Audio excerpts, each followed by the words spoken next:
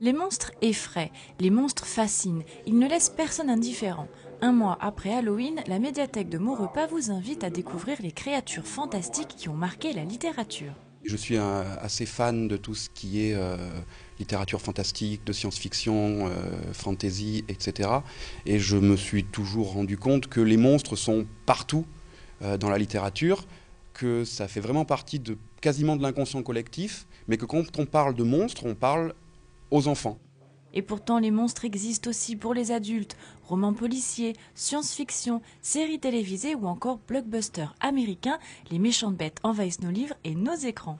L'exemple parfait en ce moment, c'est Twilight, qui fait un carton au cinéma, qui vient d'un livre, et qui vient d'un bouquin de la fin du 19e siècle, Dracula, de Bram Stoker.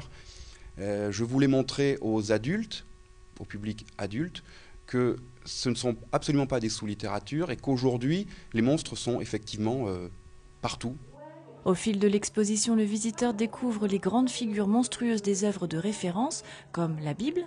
On passe évidemment par l'Antiquité, ensuite les croyances moyenâgeuses autour du loup-garou, autour de ces grandes figures monstrueuses, le loup-garou, le vampire, etc.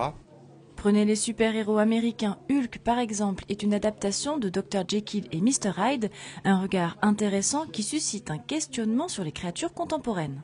Comment les sociétés créent aussi les monstres, comment il y a un écho effectivement par rapport à des peurs collectives ou des choses comme ça. Donc c'est vrai qu'on s'est posé le problème du monstre aujourd'hui.